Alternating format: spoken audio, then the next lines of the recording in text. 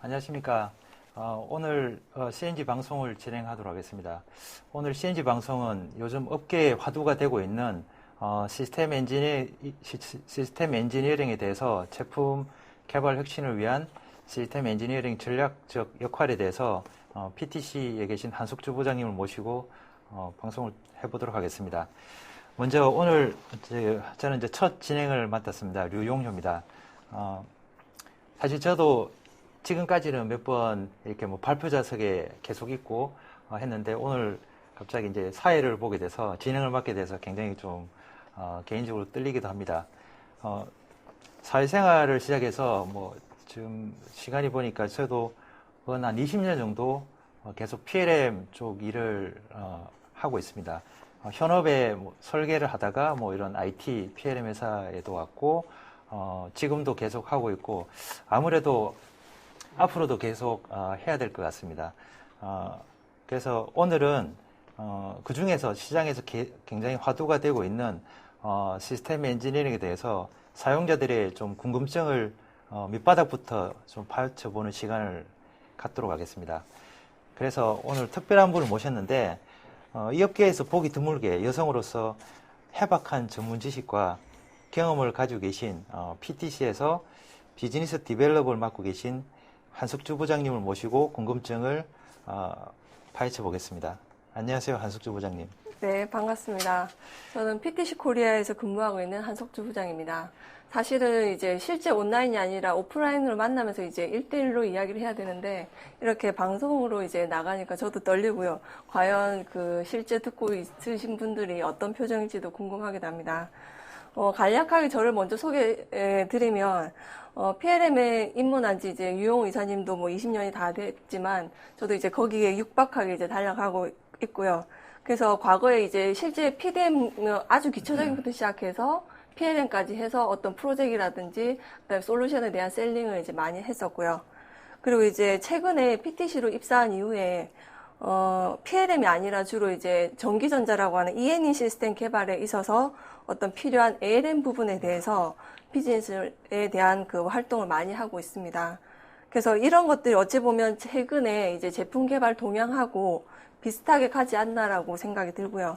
그리고 실제 이제 주변에 이제 컨퍼런스, EMC라든지, 그 다음에 인베드 소프트웨어 포럼 같은 데서 가보면 요즘 가장 많이 이야기하고 있는 것이 어떤 융합 IT에 대한 부분들이 있습니다.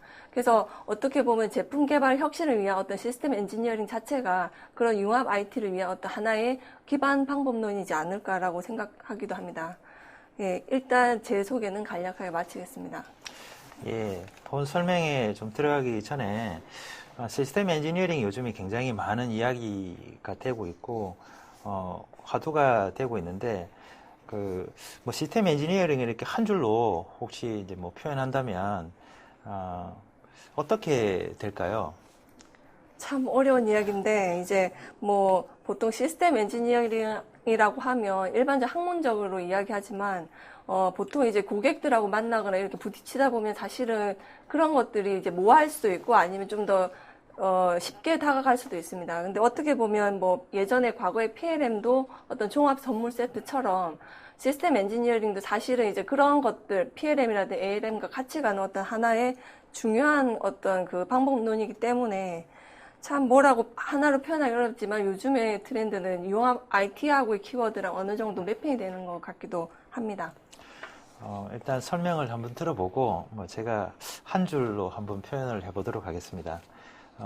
우선 오늘 내용이 어떤 그 시스템 엔지니어링의 전반적인 부분에서도 특히 어떤 뭐 정의라든지 뭐 전략적인 부분에 많이 초점을 맞추고 계신데 어떤 이제 한 20분 정도 준비하신 내용을 가지고 한번 설명을 해 주시도록 하시죠. 설명이 끝나고 나면 좀 그 대담식 질의응답 시간을 좀 가져서 좀 구체적인 부분을 한번 같이 이야기를 해보도록 하겠습니다.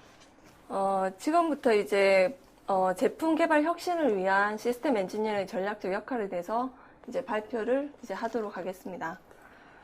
그래서 이제 보시다시피 제 이름은 한석주라고 하고요. 지금 현재 PTC에서 이제 근무를 하고 있습니다. 시스템 엔지니어링을 설명하기 앞서서 보통 시스템이라고 이야기하는 것이 되게 포괄적입니다. 그래서 그런 시스템에 대해서 먼저 이야기를 하고 그 다음에 시스템 엔지니어링에 대해서 이제 소개를 하도록 하겠습니다. 그래서 시스템이라 하는 것은 사실은 이제 주변의 모든 것들이 어떻게 보면 다 시스템입니다. 그래서 우리가 눈으로 확인할 수 있는 컴퓨터라든지 아니면 어떤 자동차에 있는 뭐 브레이크 시스템이라든지 또는 휴대폰 상에 있는 요즘 말하는 어플이라든지 이런 것들도 어떻게 보면 하나의 시스템이 될 수가 있습니다. 그래서 그런 시스템이 무엇인지를 이야기하고 그 다음에 이제 본론으로 이제 들어가도록 하겠습니다. 그래서 앞전에 설명을 드렸지만 시스템이라는 것은 어떤 특정한 정의된 목적 달성을 위해서 어떤 둘 이상의 객체라든지 요소로 이제 결합된 것이고요. 그래서 그런 것들이 결합해서 유기적으로 뭔가의 작동에 의해서 원하는 어떤 그 목적으로 기능을 발휘하는 어떤 결합체라고 할 수가 있습니다. 그래서 그런 시스템이 이제 앞서 말씀드렸지만 이제 목적 달성을 위해서 하드웨어도 될 수가 있고 소프트웨어도 될 수가 있고 그다음에 시설이라든지 설비라든지 데이터라든지 기술이라든지 또는 서비스에 대한 전체적인 복합 자원에 대한 어떤 것들도 되고 요소로도 구성이 됩니다. 그래서 시스템이라는 것은 어떤 기능이라든지 복잡도에 따라서 다양하게 분해가 될 수가 있고요. 그래서 그런 것들 분해를 브레이크다운을 하게 되면 실제로 그 시스템 안에는 새로운 서브 시스템이 존재할 수가 있고 또는 관련된 컴포넌트도 있고 실제 이제 최하위까지 내려가게 되면 파트라는 것들도 이제 이루어질 수가 있습니다. 그래서 이런 시스템이 정의가 되면 그런 시스템을 어떻게 잘 개발할 것인가를 이제 목적을 두는 것이 어떻게 보면 시스템 엔지니어링이라고 할 수가 있겠습니다. 그래서 이제 시스템 엔지니어링에 대한 정의를 일반적으로 그 SE 협회에서 이야기하는 부분에 대해서 이제 간단하게 이제 설명을 드리겠습니다. 그래서 시스템 엔지니어링이라는 것은 결국은 앞서 설명했던 그 시스템을 성공적으로 개발 실현하기 위한 어떤 포괄적인 접근 방법이라고 정의를 하고 있습니다. 그래서 시스템 엔지니어링 자체는 어떤 그 학문의 하나의 또 분야이기 때문에 실제로 하부 분야로 이제 브레이크다운을 할 수가 있습니다.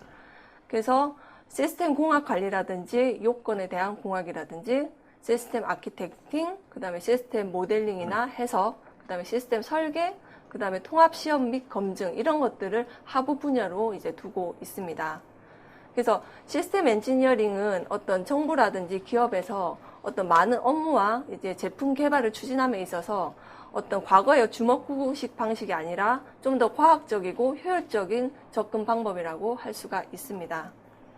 그래서 시스템 엔지니어링 자체는 어떤 그렇기 때문에 어떤 탑다운 방식의 프로세스를 이제 가지고 있습니다. 그리고 또한 이제 이것들이 어떤 생명을 가지듯이 이제 라이프 사이클이 이제 기반하에 흘러가기 때문에 라이프 사이클 기반하에 정보들이 점점 쌓여가면서 이제 새로운 정보들이 퀄리파이드 된 정보로 만들어질 수 있는 그런 프로세스를 가지게 됩니다.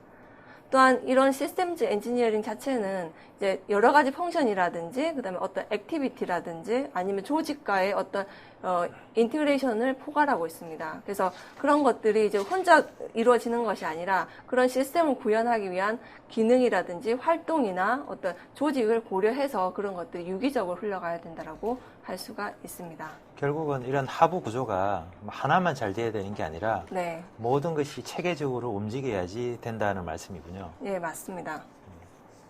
그래서 실제로 이제 2012년도에 이제 에버딘 그룹에서 어떤 리서치를 조사했습니다. 시스템 엔지니어링 테마를 해서 이제 리서치를 조사를 했는데 실제 매출 이익 변화에 영향을 주는 요인에 대해서 이제 조사를 해봤습니다. 그래서 일반적인 기업 대비 어떤 동종업계 최고 기업들을 어떤 식으로 이제 그것들이 영향을 주는지를 이제 분석을 했고요. 그래서 보게 되면 동종업계 최고 기업의 어떤 그 리서치 조사 결과를 보게 되면 프로세스 전반의 효율성 향상이라는 것과 그다음에 그런 것들을 위해서 기술 도구를 활용하는 부분하고 그다음에 고객에 대한 요구사항을 이해하고 그다음에 시스템 엔지니어링 방식을 통해서 하는 그런 것들이 이제 일반적인 기업 대비 높은 것으로 이제 나타났습니다. 그래서 어떻게 보면 효과적인 시스템 엔지니어링 방식 자체가 그 회사의 전략적 자산이 될 수가 있고 그리고 시스템 엔지니어링 방식을 개선해서 프로세스의 효율성이라든지 기술 지원이라든지 고객의 요구에 대한 이해도를 높일 수 있는 중요한 자산이라고 할 수가 있습니다. 그래서 실제로 이제 시스템 엔지니어링이라고 하면 요즘에 앞전에 말씀드린 융합 IT라는 어떤 키워드를 이야기를 말씀드렸는데 실제로 이제 그 시스템 엔지니어링이 인베디드 소프트웨어와 상당히 밀접한 관계를 가지고 있다라고 요즘은 이야기하고 있습니다. 그래서 일례로 보게 되면 자동차의 경우는 전체 그 제품을 생산하는 비용 중에 40% 이상이 어떤 인베디드 소프트웨어 관련된 제품이고요. 그리고 국방 경우 이제 미국에 있는 JSF 조인트 스트라이크 파이터의 제품의 경우에는 90% 이상이 어떤 인베디드 소프트웨어 관련된 제품이다라고 할 수가 있습니다. 그래서 전체 제품 개발에 있어서의 비용이 과거 대비 많이 증가하고 있기 때문에 사실은 시스템즈 엔지니어링이 이제 인베디드 소프트웨어 상관관계가 있다라고 할 수가 있습니다. 그래서 실제로 리서치 조사를 이제 보시게 되면 어떤 최근 2년간의 제품에 사용된 인베디드 소프트웨어 코드 양이 25% 이상 증가됐다라고 이제 통계치에서 나오고 있습니다. 그런 의미 자체는 뭐냐면 실제로 이제 소프트웨어에 대한 혁신 자체가 새로운 매출이라든지 기회를 창출할 수가 있고요. 그리고 이제 고객이 소프트웨어로 가능한 맞춤형 경험을 이제 원하기 때문에 이것들을 대응해 줄 필요가 있습니다. 그리고 또한 이제 시장에 대한 진입이 이제 가속화되는데 그런 것들에 대응하기 위해서 소프트웨어 속도의 향상도 이제 필요하다라고 할 수가 있고요. 요즘에 이제 소프트웨어에 대한 기술이 발전됨에 따라서 실제로 고객에게 어떤 고부가가치의 경험을 제공할 수가 있습니다. 그래서 그런 것들이 이제 어떻게 보면 과거에 이제 회로라든지 기구 쪽에 어떤 비중을 많이 뒀다라고 하면 지금은 어떤 더 빨리 새로운 특징과 기능을 추가해서 고객의 성향에 맞게 맞춤형 제품을 구성해서 고객에게 특별한 경험을 제공하는 것들이 소프트웨어의 어떤 중요한 역할이고요. 그래서 그 결과적으로 보면 차별화된 그런 제품으로 인해서 새로운 시장 기회를 창출할 수가 있고 매출이라든지 수익성 강화의 중요한 요소가 될 수가 있습니다. 그래서 결론적으로 보면 시스템 엔지니어링 방식 자체는 인베디드 소프트웨어의 어떤 개발하고도 중요한 관련이 있다라고 할 수가 있습니다. 결국은 이런 인베디드 소프트웨어가 혼자 소프트웨어가 동작하는 게 아니라 네. 뭐 회로라든지 기구물하고 같이 움직이게 되니까 이렇게 전체적으로 봤을 때는 네. 이런 것들이 어떤 시스템 엔지니어링 방법론에 기속이 되고 그래서 그 중에서 특히 이제 제일 중요하게 고려되는 네. 요즘에 되는 부분이 이제 인베디드 소프트웨어라는 말씀이시죠? 네, 맞습니다. 그래서 실제로 이제 그 시스템 엔지니어 활동이 그럼 과연 어떤 것이 있을까를 이제 조사를 해봤습니다. 그래서 뭐 일반적인 기업도 하고 있고 그다음에 동종업계 최고 기업도 하고 있지만 사실은 그 활동에 대한 그 중요도 기여도가 어떻게 보면 동종업계 최고 기업들이 좀 더 잘 하고 있다는 거고요. 그래서 그 활동을 한번 보시게 되면 실제로 이제 컴포넌트 수준의 어떤 요구사항을 정의하는 활동이 훨씬 더 활발하게 하고 있습니다. 그래서 일반적인 컴포넌트 수준의 요구사항이라 함은 일반적 하드웨어면 하드웨어 부분, 그다음 기구는 기구, 그다음 소프트웨어는 소프트웨어 부분의 그 각각의 컴포넌트들에 대한 디테일한 요구사항을 정의하는 것이고요. 그리고 이제 시스템 수준의 요구사항의 정의는 그런 것들을 개발하기 위한 전체적인 시스템에 대한 요구사항을 이제 구체화시키는 부분이라고 할 수가 있습니다. 그리고 또한 이제 컴포넌트 간의 인터페이스 통합 문제를 이제 관리할 수 있도록, 그러니까 앞전에 설명드렸던 이제 컴포넌트라 함은 사실은 이제 하드웨어라든지 기구라든지 소프트웨어에 대한 모든 컴포넌트들 간의 어떤 인터페이스가 존재할 수 있습니다. 그래서 그런 인터페이스가 존재하기 때문에 그 인터페이스에 따라서 어떤 문제도 이제 같이 발생될 수 있기 때문에 그런 것들을 통합적으로 관리하는 문제도 이제 중요한 활동입니다.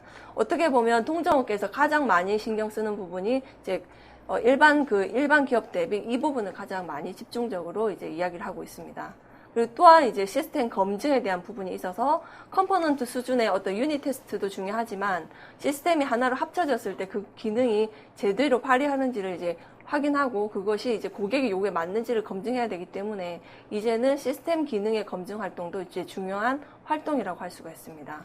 그리고 이제 마지막으로 보시게 되면 고객의 요구를 기능적인 요구사항으로 이제 전환하는 부분이 있습니다. 그래서 무수히 많은 고객의 요구를 다 들을 수 없기 때문에 그런 요구들이 핵심 요구사항을 뽑아내서 이것들을 기능적인 사양화로 만들고 그 사양 기반하에 제품을 만들 수 있도록 이런 요구사항으로 이제 전환하는 활동도 이제 활발히 일어나고 있습니다. 이 5가지를 말씀하셨는데 네. 혹시 이 중에서 뭐 다 중요하겠지만 네. 우리나라 같은 경우에 특히 좀 잘 안 된다고 해야 되나? 뭐 네. 이런 것들 중에 어떤 것들이 제일 이 5가지 중에 안 되는 부분일까요? 어떻게 보면 이제 통계 자료가 정확히 설명한다라고 생각할 수가 있는데, 이거는 이제 뭐 전체적인 견해가 아니라 제 개인적인 견해인데, 어떻게 보면 인터페이스에 대한 부분이 가장 어떤 문제가 될 수가 있습니다. 그래서 그런 인터페이스가 발생하는 시점에서의 어떤 통합된 이슈가 발생했을 때 어떻게 처리하느냐가 중요한 것 같고요. 그런 것들에 대한 것들이 하나의 중요한 활동이라고 할 수가 있습니다. 그러면 외국의 동종 최고 기업, 뭐 우리나라도 뭐 최고 기업이 있지만 네. 그 차이 있는 부분이 여기에서 많이 차이 난다고 이해를 하면 될까요? 네, 그런 부분하고 이제 시스템 레벨의 요구사항을 상세 브레이크다운하는 그런 추적성에 대한 부분, 그러니까 체계화시켜서 관리하는 부분도 어떻게 보면 이제 우리가 배워야 될 점이 아닌가라고 생각이 됩니다. 네. 뭐 저도 옛날에 설계를 했는데 뭐 이게 일하는 방식에서 오는 차이도 있겠죠? 네, 그럴 수도 있습니다. 그리고 이제 그 글로벌한 문화적 특성하고 이제 한국 문화에 맞는 어떤 제조업의 특성이 다르기 때문에 이런 것도 있을 수가 있을 것 같습니다. 그래서 이제 일반적으로 그러면 시스템 엔지니어링을 이제 이니셔티브 하는 그 시점에 대해서 보통 이야기를 하게 되는데, 이제 그 시점은 언제부터 해야 되느냐라고 이제 이야기를 하게 되면, 일반적으로 이제 최고 기업들의 가장 이니셔티브 시점은 고객의 요구사항을 이제 파악하는 시점부터라고 할 수가 있습니다. 그래서 결국은 고객의 요구사항을 파악을 하는 시점부터 체계적으로 관리하고, 그 VOC가 이제 요구사항화되고, 이것이 이제 실제 모델링 하게 되고, 그것이 이제 검증 확인해서 테스트하는 과정을 하고, 이것이 통합되는 이런 과정으로 이제 이어져야 되기 때문에, 어떻게 보면 시스템 엔지니어링의 가장 그 출발점은 고객의 요구사항 파악부터라고 할 수가 있습니다. 그렇다면 이제 실제로 이제 그 요구사항 관리가 보통 어렵다라고 하는데, 이제 일반적으로 요구사항 관리가 어렵다고 하는 이유 중에 하나는 이제 추적이 어렵다라고 보통 하고 있습니다. 그래서 그런 요구사항이 어떤 추적성 부족에 따라서 여러 가지 영향을 받을 수가 있는데, 그런 추적성 부족에 따른 영향에 대해서 한번 살펴보시게 되면, 실제로 이제 그런 추적성이 잘 안 되기 때문에 제품이 어떤 고객의 요구를 충족하지 못하는 제품이 나올 수가 있습니다. 그리고 또한 이런 것들이 버전 관리가 제대로 안 되기 때문에 과거의 버전을 사용해서 과거의 버전의 어떤 요구사항 때문에 일정이 지연될 수가 있고요. 그리고 또한 이제 엔지니어링, 이제 앞전에 설명드렸지만 각 그 하드웨어라든지 소프트웨어라든지 기구에 대한 여러 가지 엔지니어링 활동하게 되는데, 그런 엔지니어링 분야 간의 의사소통의 문제라든지 혼란이 있을 수가 있고요. 그리고 이제 그것에 따라서 이제 그 비용에 대한 부분도 이제 증가하게 되고, 그다음에 제품에 대해서 완벽하게 테스트하기도 불가능하다라고 할 수가 있습니다. 또한 이제 품질적인 측면에서도 그런 요구사항으로 인해서 요구사항에 대한 오류 때문에 이제 품질이 저하될 수 있는 요소도 될 수가 있습니다. 그래서 여기서 가장 중요한 것은 추적성 관리를 통해서 요구사항 변경에 따른 상관관계와 영향을 쉽게 파악할 수 있도록 체계적으로 관리가 돼야 된다고 할 수가 있습니다. 결국은 이런 문제가 발생하는 것이 어떻게 보면 제품에 이렇게 뭐 복잡한 게 됐거나 사양이 많이 늘어났거나 뭐 이런 시장의 변화에 따라서 뭐 그 어떤 불가분의 관계라고 볼 수 있는데 그러신 건가요? 네. 그래서 일반적으로 이제 그 시스템 엔지니어링의 어떤 방법론을 이용하지만, 뭐 이런 복잡한 제품에 대한 사양 관리도 많이 이제 포커스를 해서 요즘 글로벌 플랫폼이라는 어떤 키워드를 가지고 많이 활동하고 계시지만, 그것도 중요하지만 또 하나의 중요한 키워드가 이 시스템 엔지니어링에서의 요구사항에 대한 추적성 관리도 중요한 키워드라고 할 수가 있습니다. 결국 시작과 끝이 뭐 고객이 내가 어떤 거가 필요하다고 요구사항을 냈을 때 제품이 어떻게 반영된 건가, 아니면 이런 게 어떻게 보면은 제품이 제대로 그러니까 안심하고 살 수 있다, 뭐 안심하고 사도 문제가 안 되겠다, 이런 것들을 사전에 뭐 증명한다거나 이런 활동으로 또 이해를 해도 되겠네요. 네, 맞습니다. 그래서 실제로 이제 요구사항하고 연계된 실제 제품 정보가 무엇이 있을까를 보게 되면, 사실은 이제 그 요구사항 자체가 어떤 기능하고도 연계가 돼 있고, 제품에 대한 기능이라든지 실제로 제품을 설계하는 요소인 어떤 CAD 정보라든지 그다음 소프트웨어 개발에서의 코드 정보라든지 이런 것들과도 연관이 되어 있고요. 그리고 이제 요구사항 자체가 테스트에 대한 하나의 케이스를 만드는 것도 이제 연관이 됐습니다. 그래서 보통 요구사항 기반의 이제 테스트를 많이 하게 되시는데, 이제 그런 것들을 위해서 테스트를 계획하고, 그 다음에 실제로 테스트를 검증하는 이런 것들이 다 요구사항하고 다 연계가 돼서 이제 관리가 됩니다. 이제 그렇게 되면 실제로 어떤 기능적인 어떤 요구사항 변경 자체가 고객의 요구에 어떤 변화를 미치는지를 영향도 파악을 쉽게 하실 수가 있습니다. 그래서 일반적인 시스템 엔지니어링에 있어서의 어떤 확인사항을 보게 되면 여러 가지 이제 확인사항이 있을 수 있지만 크게 5가지 형태로 이제 정의가 될 수가 있습니다.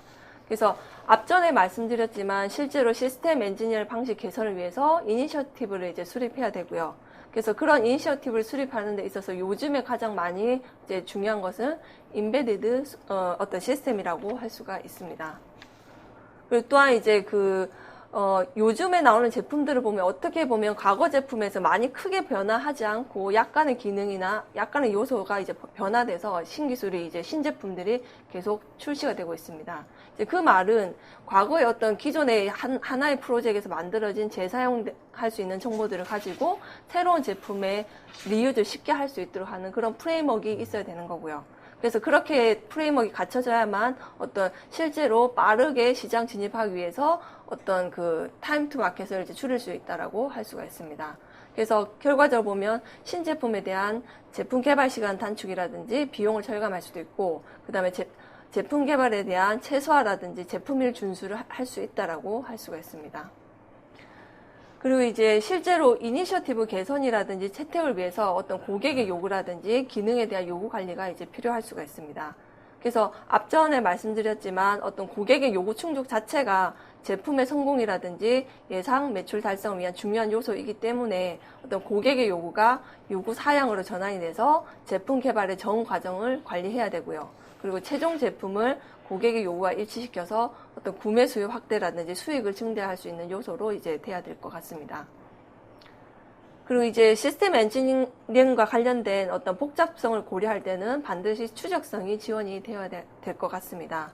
그래서 추적성이 부족하게 되면 QCD 관점에서도 보면 제품에 대한 어떤 출시도 지연될 수가 있고 비용도 증가될 수가 있고 품질 저하도 초래할 수 있기 때문에 이런 시스템 엔지니어링에 있어서의 추적성은 아주 중요하다라고 할 수가 있습니다. 그리고 이제 보통 이제 요즘은 회사들이 많이 글로벌라이즈화 되어 있습니다. 그래서 글로벌 환경이기 때문에 어떤 여러 가지 하나의 제품을 개발함에 있어서 여러 부서와 그다음에 글로벌 지역적으로 떨어진 여러 개발팀하고의 어떤 협업을 하는 환경이 많이 갖춰져 있습니다. 그래서 그런 것들에 있어서 어떤 효율성을 높이고 그다음에 이런 여러 분야의 어떤 개발팀하고 팀을 지원할 수 있는 기술 솔루션이 필요하다고 할 수가 있습니다. 그래서 그런 것들이 이제 중요한 엔지니어링 확인 사항입니다. 사실 추적성이란 어감을 보면 우리가 영화에도 보고 막 그렇게 하는데 예전에 저 설계할 때는 이런 추적 이해라는 이야기는 물건을 바로 볼 수 있으니까 쉽게 된 것 같은데 이제 소프트웨어 보니까 계속 추적성을 이야기하는데 제가 이해하기로는 소프트웨어는 자체는 이제 어떤 우리가 볼 때 블랙박스처럼 참 내용을 보기도 어렵고 요구사항도 라인 기준으로 돼 있고 소스 코드도 라인 기준으로 돼 있는데 혹시 추적성이 이게 잘 확보가 안 되면 어떤 문제가 있을까요?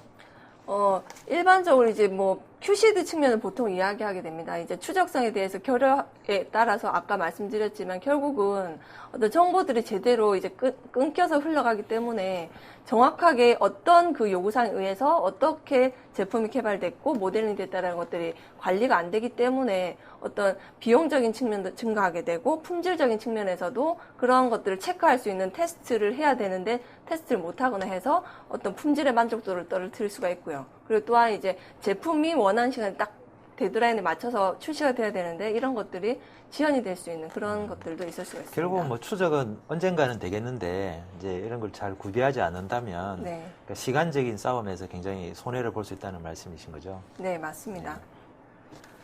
그래서 일반적인 제조사들의 어떤 시스템 엔지니어링 접근 방식은 어떤 전체적인 제품 개발을 고려해서 포괄적으로 이제 접근을 해야 된다고 해서 보통 홀리스틱 어프로치라는 이야기를 하고 있습니다.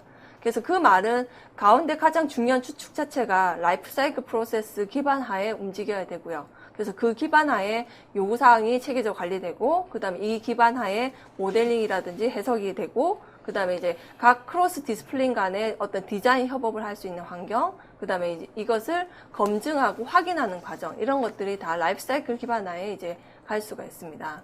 그래서 그런 것들을 위해서는 크게 6가지 키워드가 이제 어느 정도 이제 미트가 돼야 되는데, 이제 추적성 관점에서는 이제 요구사항에 대한 요구사항 수평적으로 추적성도 확보할 수 있지만, 사실은 추적성이 이제 수직적으로도 확보가 돼야 됩니다. 그래서 어느 곳에서든 간에 그 추적성을 따라서 역추적을 하게 되면 내가 원하는 정보들이 이제 게더링 돼서 나와야 되고요. 그리고 이제 변화 관리 측면에서는 앞전에 설명드렸지만 크로스 디스플린이라고 해서 실제로 이제 부서 자체가 하드웨어든 기구든 회로든 여러 디스플린이 존재하게 됩니다. 그럼 그 상황에서 어떤 문제가 발생이 되면 그 문제가 통합적으로 관리가 되고, 그 문제가 클로즈 루프를 통해서 새로운 변화 관리가 되고, 또 그 기반 하에 새로운 제품이 출시될 수 있도록 하는 그런 환경이 구축이 돼야 되고요. 그리고 이제 컨피그레이션 매니지먼트라고 해서 실제로 어떤 여러 가지 이런 그 설계를 하게 되면 여러 가지 아티팩이 이제 존재를 하게 됩니다. 그래서 그런 아티팩에 대해서 프로세스도 관리할 수 있도록 워크플로우가 있어야 되고, 또 그것에 대한 버전 관리나 이력 관리도 해야 되고요. 정보들이 어떻게 다른 데 쓰였는지에 대한 히스토리도 관리할 수 있도록 이제 관리가 돼야 됩니다. 결국은 각 개별적으로는 뭐 잘 하고 있을 것 같은데, 네. 중간에 있는 라이프 사이클 프로세서와 같이 컨트롤 타워가 제 영향을 발휘 못한다면 굉장히 이렇게 뭐 통합 운영하는 것이 굉장히 어려움을 겪게 되겠네요. 네. 그래서 실제로 이제 그렇게 잘 되게 되면 어떤 프로덕트 라인 엔지니어링 컨셉에서 보면 과거의 제품이 성공적으로 출시되고 요구사항이 체계적으로 관리됐다라고 하면 그 요구사항을 리유즈할 수 있는 어떤 그 기반 기술이 돼서 어떤 프로파게이트를 한다든지 추적성에 대한 프로파게이트를 할 수도 있고, 아니면 새로운 제품 정보에 대해서 브랜치를 만들어서 새로운 제품을 만들 수도 있는 그런 중요한 편의성을 제공할 수도 있고요. 그리고 이 매트릭 측면에서도 보면 실제로 제품이 어떻게 릴리즈 되고 있는지에 대해서 실시간 정보를 확인하실 수 있도록 하는 그런 정보가 가시화가 될 수가 있습니다. 그리고 이제 컴플라이언스 측면에서도 보게 되면 실제로 이제 각 그 인더스트리에 틀리겠지만 뭐 FDA라든지 그다음 DO178이라든지 그다음에 ISO 261 같은 각 산업별로 컴플라이언스를 이제 준할 수 있도록 그런 프로세스나 산출물을 이제 체계적으로 관리를 하실 수가 있습니다. 그래서 이런 것들이 돼야만 제조사들이 어떤 시스템 엔지니어링을 했다라고 할 수가 있겠습니다. 들어보니까 갈수록 이제 어려워질 것 같은데, 네. 한번 더 상세히 한번 들어보시죠. 예. 네. 이제 어느 정도 이제 좀 결론이 이제 거의 저의 장편은 끝나가긴 하는데, 이제 그렇게 되면 실제로 보통 우리가 R&D 측면에서는 뭐 PLM이라는 거, PDM이라는 것들을 통해서 제품 개발에 대한 프로세스나 그런 것들을 구축하셨고요. 그리고 이제 보통 이제 그 중에서도 어떻게 보면 ALM이라는 부분은 사실 미지에 많이 쌓여져 있습니다. 왜냐하면 그것이 전사적으로 관리도 되지도 않고 각 팀별로 이제 조용하게 관리가 되고 있기 때문에 어떻게 보면 PLM, ALM 기반 하에서 이런 정보들이 관리가 되는데, 그 중에서 시스템 엔지니어링의 어떤 코어 컴포넌트를 보게 되면 그런 프로세스 선상에서 보게 되면 요구사항 관리라든지 그다음 아키텍처라든지 디자인을 하는 부분이라든지 그다음 디자인에 대한 협업이라든지 그리고 그런 것들에 대한 검증이나 확인 부분에 대한 클로즈 루프가 이런 모든 것들이 어떤 시스템 엔지니어링에 대한 어떤 활동 사항이라고 볼 수가 있습니다. 그래서 그런 것들이 앞서 설명한 6가지의 어떤 라이프 사이클 프로세스 기반 하에서 이제 돌아가는 그런 것들이 어떤 전체적인 시스템 엔지니어링의 어떤 프로세스 플로우라고 할 수가 있습니다. 이 중에서 뭐 ALM이라는 게 조금 아시는 분도 있겠지만 조금 이제 그 생소한 그 부분이 있을 텐데, 뭐 일반적으로 보면 소프트웨어가 막 2종류 정도 있지 않겠습니까? 네. 여기에 대해서 간략히 한번 네. 설명을 한번 해주시죠. 네. ALM이라는 것은 보통 어플리케이션 라이프 사이클 매니지먼트라고 이제 이야기를 하고 있고요. 그래서 보통은 그 예전에는 이제 컴퓨터 우리가 보통 그 윈도우라는 그런 것들도 하나의 소프트웨어인데, 이제 예전에는 어떤 특정한 하드웨어의 기능을 발휘한다기보다는 그 소프트웨어 자체로서 뭔가 인풋과 아웃풋이 분명한 그런 것들이 있었습니다. 그래서 그런 것들을 이제 스탠드 언론으로 하는 것들에 대한 소프트웨어 관리도 있지만 요즘은 이제 이슈라고 해서 어떤 칩 안에 그런 특정한 기능을 소프트웨어로 보통 구현하고 있습니다. 그래서 인베디드 소프트웨어라고 해서 특정 하드웨어의 기능을 발휘할 수 있도록 어떤 소프트웨어가 내장이 되는데 그런 것들에 대한 그 사실은 소프트웨어에 대한 버전 관리가 사실은 체계적으로 되지 않고 있습니다. 그래서 그런 것들을 좀 더 딥다이브해서 관리할 수 있는 것이 어떤 ALM의 영역이라고 보시면 되겠습니다. 네. 듣고 보니까 좀 많이 이해가 됐습니다. 네. 가보시죠, 다음 점. 네, 그래서 이제 그 PTC의 입장에서는 시스템 엔지니어링이 보통 V라는 그 모델을 이제 가지고 있습니다. 그래서 그런 시스템 엔지니어링을 어떻게 접근하는지를 한번 보시게 되면 일반적으로 이제 보통 V 모델에서 이제 레벨을 보게 되면 시스템 레벨에서 접근하는 부분하고 그다음에 서브 시스템 레벨 접근 부분과 컴포넌트 레벨 접근 부분이 이제 브레이크다운 돼서 이제 흘러가고 있습니다.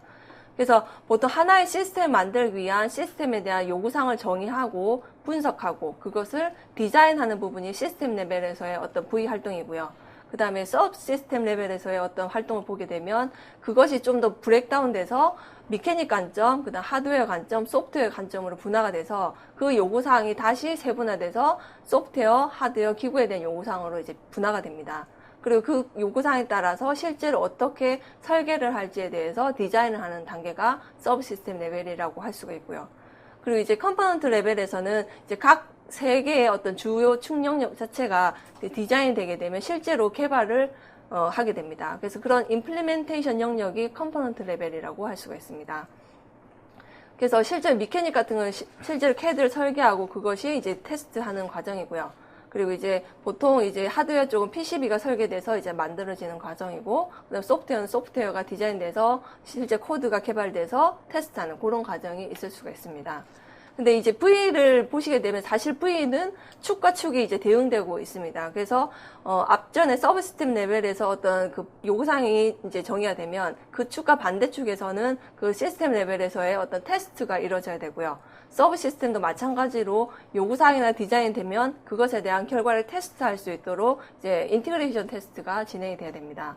그래서 V의 한쪽을 정의하게 되면 그 한쪽의 반대편은 반드시 어떤 그것들을 검증하는 활동이 이루어지게 되는 것이 보통 시스템 엔지니어링의 어떤 접근 방식입니다.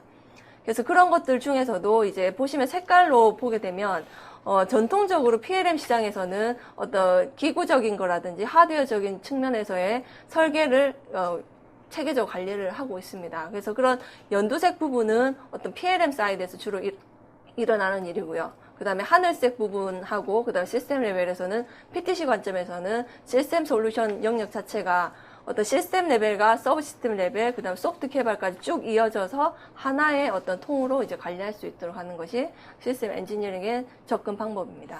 결국은 이 검정색 화살표가 사실 추적을 하겠다. 네. 라고 이해를 하면 되겠죠. 예, 맞습니다. 과거에는 이런 것이 잘 안 됐다. 그러니까 네. 할 수는 있는데 네. 시간이 많이 걸렸고 체계적이지 않았다라는 네. 그렇게 보면 되겠네요. 네. 그래서 이제 과거에는 어떻게 보면 그러지 않아도 이제 제품이 만들어지고 문제가 없었지만 요즘은 이제 그런 고객의 요구사항이 점점 까다롭고 그다음에 품질에 대한 이슈가 많이 화두가 되고 있기 때문에 이런 테스트나 검증에 대한 부분이 좀 더 강화가 됐다라고 보시면 되겠습니다. 그래서 이제 그런 그 시스템 엔지니어링 활동을 지원하는 그 저희 솔루션은 PTC에 있는 인티그리티라는 솔루션입니다. 그래서 인티그리티는 앞서 설명드렸던 어떤 V 사이클 기반으로 어떤 소프트 개발에 대한 전체 주기를 관리할 수 있는 싱글 소스 오브 트루스 솔루션이라고 할 수가 있습니다. 그래서 주요한 영역을 보게 되면 요구사항 관리 부분하고 그 요구사항이 시스템 모델링화 되는 부분과 그 중에서도 소프트에 대한 관리 부분, 그 다음에 어떤 디펙트, 결함이 발생됐을 때 결함을 관리하는 프로세스를 관리하는 디펙트 부분과 테스트 매니지먼트 이렇게 5가지의 주요 영역이 있지만 실질적으로 내부적으로 보면 이런 것들이 쭉 유기적으로 합쳐져서 어떤 요구사항부터 모델링하고 소스 개발에 대한 추적성도 관리하고 테스트하고 그 다음에 전체적인 것들을 대시보드를 볼 수 있도록 포트폴리오까지를 지원하고 있습니다. 사실 옆에 이렇게 보면 굉장히 많은 일을 소프트웨어 하시는 분이 하고 있는 것 같은데 네. 그만큼 좀 복잡하고 네. 좀 정교하다고 또 볼 수도 있겠네요. 네. 검증해야 될 내용도 많고 네. 그래서 더더욱 이런 시스템 엔지니어링, 인베이드 소프트웨어 이런 것들을 잘 관리해야 되겠다라는 것이 요즘에 시장의 화두가 되겠네요. 네. 그래서 실제로 이제 여기 보시면 요구사항부터 모델링, 그 다음에 소스, 요런 그 부위도 있지만, 그 옆에 보시면 이렇게 여러 가지 툴들이 이렇게 툴체인들이 엮여져 있습니다. 그래서 실질적으로 소프트웨어 개발에서도 다양한 솔루션의 툴체인을 많이 쓰고 계십니다. 그래서 그 툴에 대해서도 툴 퀄리파이드 하고 계시는 거고요. 그래서 그런 툴에서 어떤 데이터가 나오게 되면 그 데이터를 하나로 묶어서 이제 관리하는 것이 저희 인티그리티 영역이고요. 실제 전문 툴에 대한 기능에 대한 부분들은 전문 툴이 이제 보완을 해서 서로 데이터가 서로 주고받을 수 있도록 인티그레이션 됐다라고 할 수가 있습니다. 그래서 이제 실제 PTC 인티그리티 자체가 어떤 신뢰성, 그러니까 세이프티와 관련된 어떤 제품을 개발하는 데 있어서 신뢰성을 가진 어떤 솔루션입니다. 그래서 실제로 이제 인티그리티라는 솔루션 자체가 이제 독일에 있는 튜브슈드로부터 인증을 받은 솔루션입니다. 이게 뭐냐면 어떤 안전과 관련된 제품을 개발하는 데 있어서의 어떤 소프트웨어 툴로서 저희 툴이 인정을 받았기 때문에 이 인티그리티라는 솔루션이 어떤 세이프티와 관련된 제품을 개발할 때도 유연하게 지원이 되고요. 그리고 이제 보시면 A-D, C3라고 되어 있는 부분이 뭐냐면 실제로 이제 세이프티와 관련된 레벨이 있습니다. 그래서 A-D라고 하면 자동차 기준으로 했을 때 안전도가 높은 등급의 어떤 제품의 어떤 그거에 있어서 A-D를 이제 부여하고 있습니다. 그래서 그런 A-D에 대해서 제품 개발할 때도 어떤 프로세스라든지 산출물이나 절차를 지원할 수가 있고요. 그 다음에 일반적인 제품의 안전과 관련된 실 3레벨까지도 이렇게 지원하는 그런 솔루션이 저희 인티그리티 솔루션입니다. 그래서 이제 마지막으로 실제로 저희 그 인티그리티를 이용해서 시스템 엔지니어링 활용 사례를 이제 소개를 드리도록 하겠습니다. 그래서 크게 보시면 이제 컨티넨탈하고 TRW 두 가지 업체를 이제 소개해 드리려고 하고요. 이제 컨티넨탈 같은 경우는 뭐 자동차 업계에 계신 분들은 아주 많이 아실 것 같습니다. 그래서 실제로 어떤 세계적인 자동차 공급 업체로서 컨티넨탈이 있고요. 그리고 이제 OEM사에서 주로 이제 컨티넨탈 제품 많이 쓰고 계십니다. 그래서 어떤 컨티넨탈은 시스템 엔지니어링 방식을 구축하기 위해서 어떤 회사 내부라든지 아니면 OEM사라든지 아니면 공급 업체하고 관계에서 엔지니어링 작업을 할 때 이제 필요한 그 역할을 하고 있었습니다. 그래서 컨티넨탈 자체에서 제공하는 제품 자체가 어떤 소프트웨어에 기반하는 피처가 많기 때문에 실제로 요구사항을 보게 되면 12,000여 가지의 요구사항이 보통적으로 생성이 되고 구현하고 검증을 하고 있습니다. 그래서 그런 것들을 이제 관리하게 되고 또한 앞전에 말씀드렸지만 내부 협업도 있지만 외부 협업이 있는데 그 중에서도 어떤 파트너 사고의 요구사항을 주고받을 수가 있습니다. 그래서 그런 것들을 주고받을 때 예전에는 어떤 워드나 이런 식으로 이제 교환했다라고 하면 그런 것들이 아니라 표준의 어떤 양식을 통해서 파트너하고 요구사항을 교환 관리할 수 있도록 이렇게 인티그리티가 적용이 되었습니다. 이제 그렇기 때문에 요구사항 자체가 계속 새로 생성되는 것이 아니라 체계적으로 관리되기 때문에 어떤 재작업에 대한 방지도 할 수 있었습니다. 그리고 이제 TRW의 케이스 같은 경우는 실제로 이제 슬립 제어 시스템이라고 해서 요즘 말하는 ABS라든지 TCS와 같은 그 안전과 편의를 제공하는 전자 제어 장치를 이제 개발하는 데 있어서 시스템 엔지니어 방식을 도입했었습니다.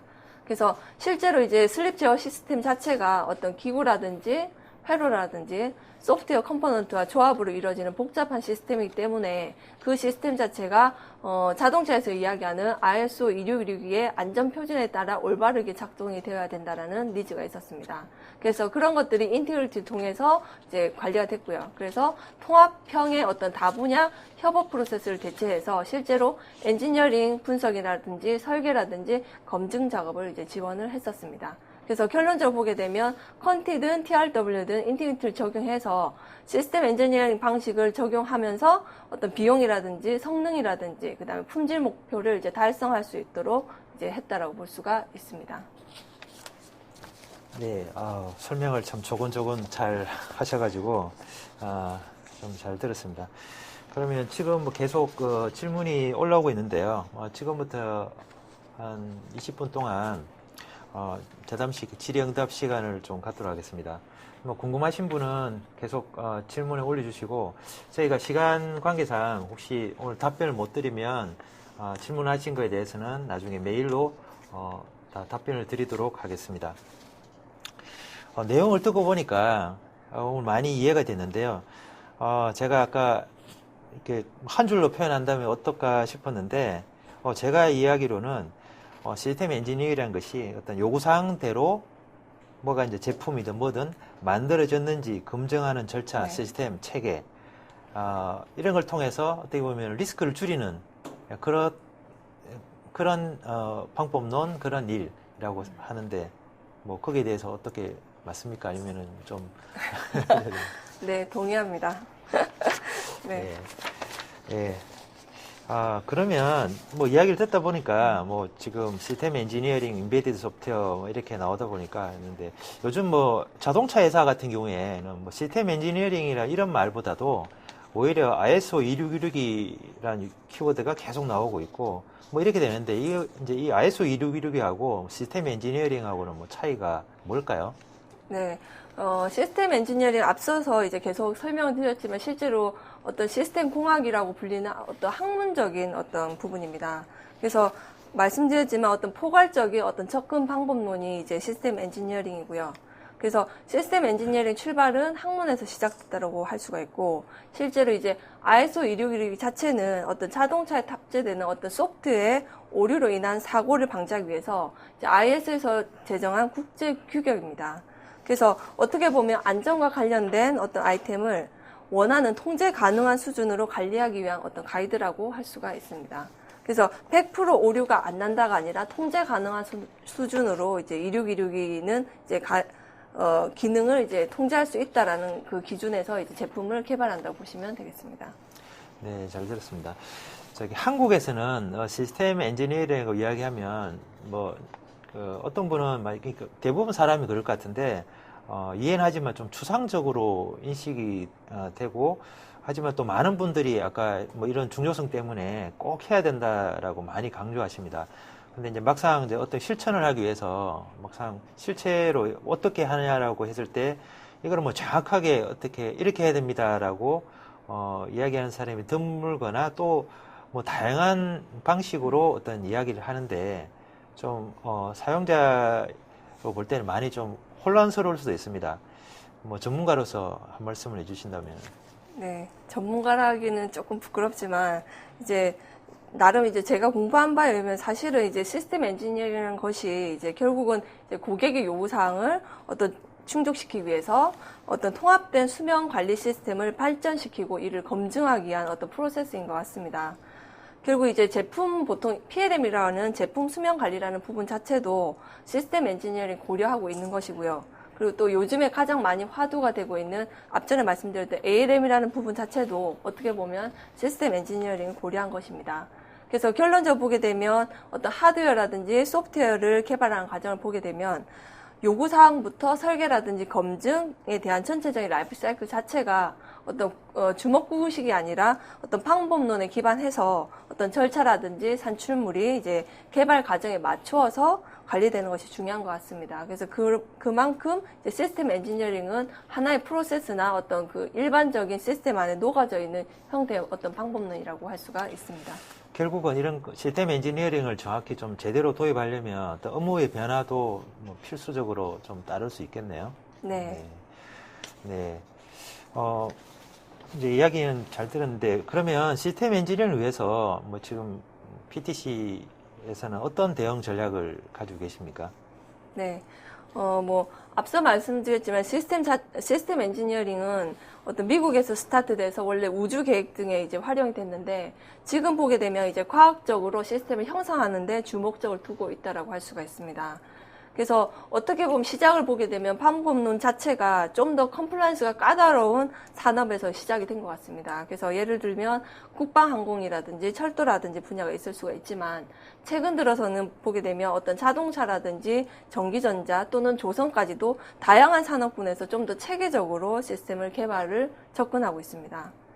그래서 시스템 엔지니어링을 적용하는 방법은 어떤 다양하게 있을 것 같습니다. 그래서 제품 개발 프로세스를 이제 정의하게 되는데, 그것이 요구사항부터 정의하고요. 그 요구사항 자체가 어떤 사형화돼서 그 정보가 이제 어떤 설계 기준 정보로 이제 흘러 들어가게 되고, 그 요구사항 기반으로 해서 실제로 테스트를 수행하는 어떤 활동까지도 이제 관리를 하는 것이라고 할 수가 있습니다. 그래서 어떻게 보면 요구사항 기반의 어떤 테스트 검증 및 확인이 중요한 요소인 것 같고요. 요즘에 이야기하는 프론트 로딩도 어떻게 보면 그런 검증에 대한 활동이 이제 과거에는 다 끝나고 이제 일어났지만 그런 것들이 항상 요구사항 대비 같이 검증할 수 있도록 하는 것들도 하나의 어떤 그 변화의 요즘의 트렌드라고 할 수가 있습니다. 어떻게 보면 PTC는 이제 그 앞전에 설명드렸지만 인티그리티라는 솔루션으로 어떤 말씀드렸던 V 모델을 이제 지원을 하고 있는데요. 그래서 그 V 모델에 있어서의 어떤 시스템 레벨이라든지 서브 시스템 레벨 또는 컴포넌트 레벨에 있어서의 요구사항하고 그다음 설계, 그다음 검증에 대한 부분을 관리하고 이에 대한 추적성을 지원하고 있습니다. 그래서 PTC 기준으로 실제로 시스템 엔지니어링 방법을 이제 포함하는 어떤 회사 중에서도 인티그리티를 도입한 회사의 어떤 그 추세를 한번 보게 되면 실제로 유럽 같은 경우는 2006년부터 이제 폭스바겐이라든지 아우디 등에서 도입을 했었고요. 그리고 일본 같은 경우는 2008년도부터 해서 이제 시작이 됐습니다. 그래서 일본 같은 케이스는 거의 전체 한 80, 90 이상이 저희 인티그리티 쓰고 계시더라고요. 그리고 이제 한국 같은 경우는 이제 실제로 이제 인티그리티 도입 기준을 보게 되면 2011년부터 해서 어떤 자동차 협력사에서 시작해서 지금 많은 곳에서 이제 인티그리티 도입을 하고 그다음에 고려를 하고 계십니다. 생각보다 이런 것이 굉장히 LM이나 이런 분야가 굉장히 큰 것 같은데 결국은 뭐 한 회사의 뭐 특정 솔루션으로 전체를 커버한다기보다는 이런 소프트웨어를 관리하기 위해서 다양한 어떤 툴 체인이라든지 이런 것들이 있는데 핵심은 이제 어떤 통합 연계를 통해서 어떻게 하면 효율적으로 하는 거가 굉장히 중요하다는 말씀이군요. 네. 그래서 과거에는 PLM 기반에서 모든 것을 해결해야 된다고 이야기했지만 이제 PTC의 관점에서 보게 되면 사실은 소프트웨어 개발은 일반적인 그 하드웨어나 기구의 어떤 변화 관리보다 훨씬 더 많은 한 100배 이상의 어떤 변화 관리를 하고 있기 때문에 이제는 이제 인베디드 시장을 고려한다라고 하면 이제 PLM과 똑같은 레벨로 ALM도 같이 관리가 돼야 된다라고 이제 생각을 하고 있습니다. 네. 조금 주제를 바꿔가지고 요즘 이제 그 SNS 소셜 모임이 많이 뜨지 않습니까? 오프라인으로 많이 뜨는데 이런 그 소프트웨어 쪽에도 이런 사용자 모임이 좀 활성화가 되어 있나요?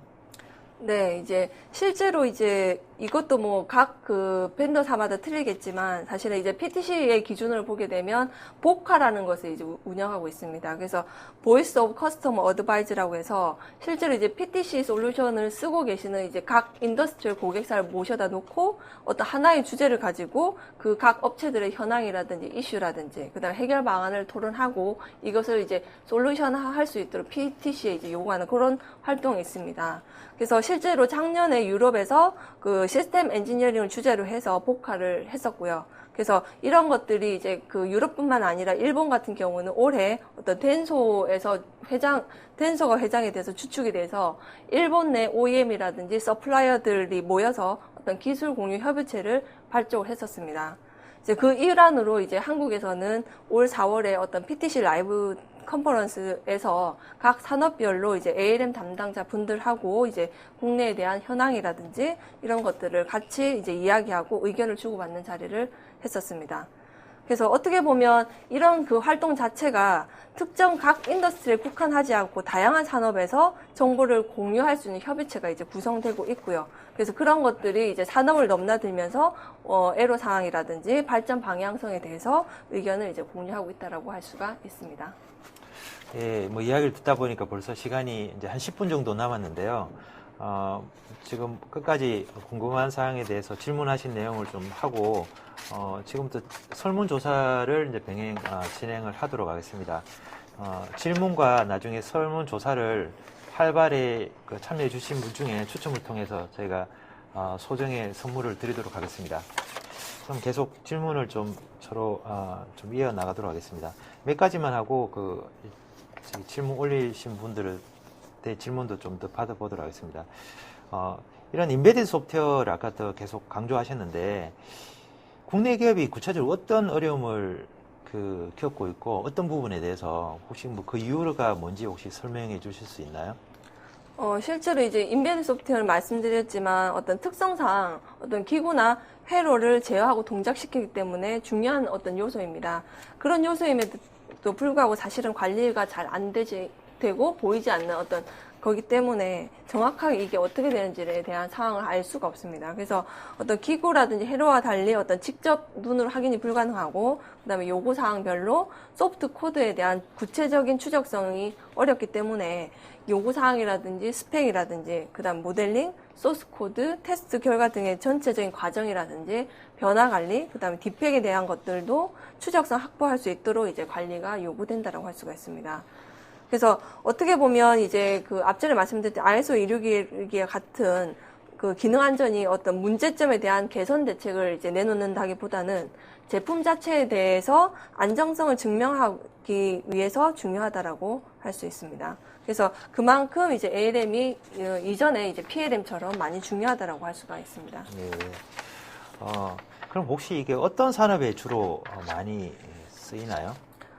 실제로 이제 인베디드 소프트웨어 자체는 시장성 자체가 이제 다양하게 있을 수가 있는데, 요즘 국내에서 가장 많이 활발하게 이루어지는 것이 이제 자동차 시장입니다. 물론 이제 하이텍 시장도 있지만 하이텍 부분은 주로 이제 형상 관리 쪽에 많이 포커스를 두는 것 같고요.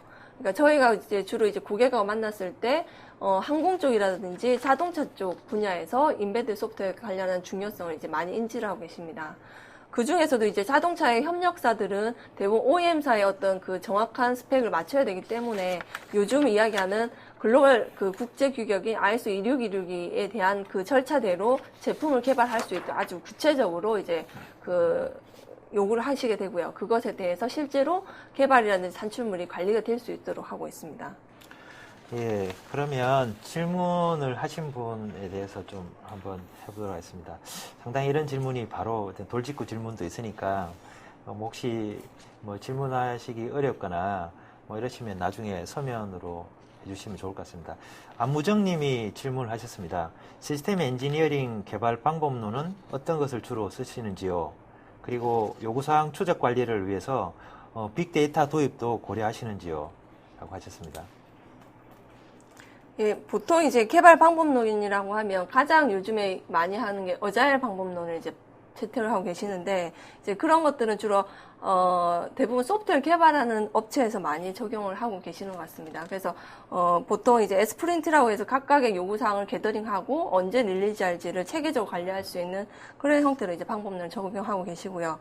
그리고 이제 사실 빅데이터라 함은 이 화두 자체가 되게 모호하고 어렵습니다. 그래서 어떻게 보면 요구사항에 대한 관리 추적성을 확보하는 것 자체가 빅데이터에서 정보를 게더링하는 중요한 요소라고 할 수가 있는 어떤 키워드일 수가 있을 것 같습니다. 그래서 빅데이터라는 것은 뭐 원하는 정보를 원하는 뷰대로 게더링 할 수 있겠지만, 그런 것들이 결국은 정보들이 잘 갖춰져야만 그런 것들을 할 수 있기 때문에 어떤 요구사항에 대한 추적성 관리가 중요할 것 같습니다.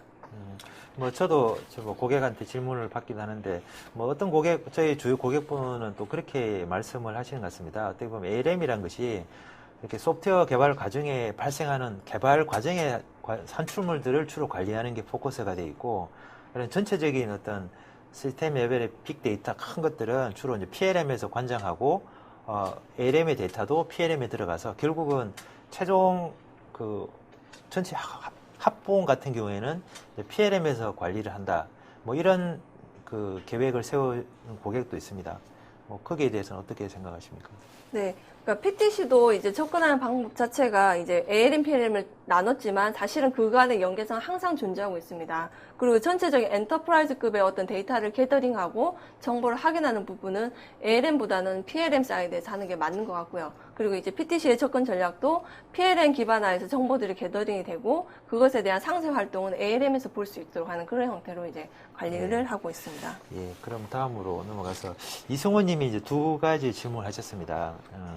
뭐 또 ALM뿐만 아니라 그냥 PLM, ALM 섞어서 하신 것 같은데요. 라이프 사이클 관점도 중요하지만 데이터 관리 관점도 중요하다고 생각됩니다. 엔지니어링 데이터뿐만 아니라 가공이 들어간 생산 데이터 관리에 대해서 어떤 방식으로 이루어지나요?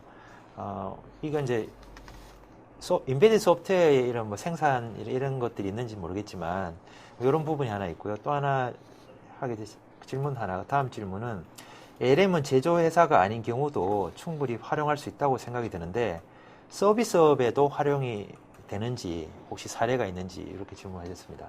네. 일제로 두 번째 질문부터 먼저 답변을 드리면, 이제 저희 쪽에 이제 그 PTC.com을 들어가 보시면 그 인티그리티의 레퍼런스 사이트를 각 인더스트리별로 먼저 확인하실 수가 있습니다.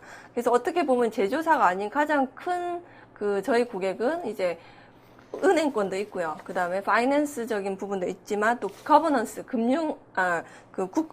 나라에서 제공하는 어떤 정보를 관리하는 것도 하나의 어떤 주요 고객입니다. 그래서 어떻게 보면 제조사 외에 어떤 그 정보들을 관리하는 다양한 그 비즈니스에 적용할 수 있다라고 할 수가 있습니다. 그리고 이제 그 생산 데이터의 관리 부분은 사실은 이것이 뭐 ALM 부분에서도 보게 되면 사실은 그 뭐 이슈의 어떤 인베디드로 실장되는 그 자체의 소프트웨어도 어떻게 보면 생산 관점에서 관리돼야 될 중요한 버전입니다. 왜냐하면 실제로 이 이슈가 하나가 납품이 돼서 어떤 그 기능을 발휘하게 되면 그 소프트웨어 버전에 따라서 민감하게 기능이 달라질 수 있기 때문에 또한 불량을 일으킬 수 있기 때문에 그것에 필요한 그 소프트웨어에 대한 그 버전도 이제 ALM에서 관리를 하게 되고요. 그래서 그런 것들이 빌드본으로 이제 관리가 될 때 기본적인 웹 데이터 자체는 ALM에서 관리하고 그것에 대한 마지막 빌드본이 뭐 PLM 사이드든 ALM 사이드든 생산하고 엮어서 이제 관리가 될 수가 있습니다. 예, 그게 지금 계속 많은 질문이 올라오는데요. 지금 이제 한 3분 남았습니다. 제가 이 중에서 축약해서 좀 하나 하시고 그 3분 남았기 때문에 혹시 설문조사 안 하신 분은 계속 설문조사를 해주시면 감사하겠습니다. 윤영근 님이 질문하셨습니다. ALM이 기존의 소프트웨어 형상 관리와 비슷한 개념 같아 보이는데 혹시 뭐 다른 점은 무엇일까요? 라고 하셨습니다. 네.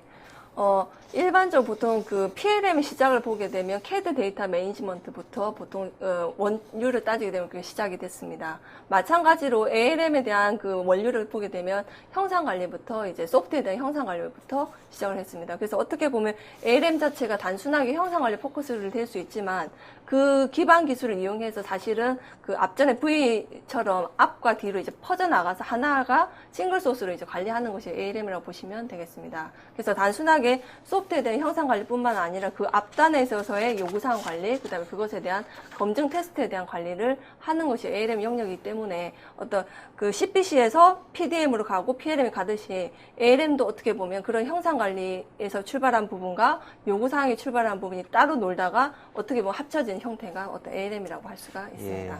예, 1분 남았는데 네. 하나만 받고 하나만 더 질문하도록 하겠습니다. 윤영근 님이 기구에 대한 요구와 그냥 소프트웨어 요구를 융합 관리하는 내용으로 이해했는데 비슷한 개념인지요? 라고 하셨습니다. 네, 정확하게 보셨습니다. 그래서 실제로 이제 요구사항이 예전에는 따로따로 관리됐다라고 보면 시스템 레벨에서 합쳐서 하나로 이제 관리되고 그것이 이제 브레이크다운해서 세분화돼서 요구사항이 세밀화되고요. 그 요구사항이 이제 필요한 것들은 하드웨어로 흐르게 되고 어떤 것들은 소프트웨어로 흐르할 수 있도록 그런 기초 데이터가 어떤 ALM에서 관리된다라고 할 수가 있습니다. 예, 그에 많은 질문과 격려가 있는데 저희가 시간 관계상 그렇고요. 마지막으로 PTC에서 생각하는 시스템 엔지니어링, 이런 인테그리티, 뭐 네. ALM 이런 장점을 간략히 한번 요약해 주시고 이번 시간을 네. 마치도록 하겠습니다. 네. 꼭 인베디드 시스템뿐만 아니라 여러 가지 시스템이 있을 수가 있는데 이제 보통 저희가 가장 이야기하는 것은 어떤 그런 시스템을 개발하기 위한 어떤 데이터들이 어떻게 흘러가는지에 대한 궁극적인 추적성 관리가 중요하다고 할 수가 있습니다. 그렇게 이제 추적성을 관리하다 보면 이것이 ALM에서만 노는 것이 아니라 어떻게 보면 PLM과 연계성 등을 가지게 되는데 PTC에서의 시스템 엔지니어링 접근 전략은 ALM에서 출발하지만 그것이 PLM하고 연계성을 같이 고려해서 실제로 변화 관리를 했을 때 그 소프트웨어에 대한 변화 관리, 하드웨어에 대한 변화 관리를 하나의 클로즈 루프로 완성할 수 있도록 하는 것이 저희 PTC의 SE의 장점이라고 할 수가 있습니다. 결국은 추적성과 PLM이나 타 시스템 연계가 강점이라고 네. 했습니다. 예, 아직도 많이 할 얘기가 있는데 오늘 시간 관계상 오늘의 이제 방송은 여기까지 마무리하도록 하겠습니다. 바쁜 시간에도 이렇게 참여해 주시고 많은 질문 해주셔서 감사드리고요. 질의가 나오는 부분은 서면으로 나중에 다 답변을 드리도록 하겠습니다.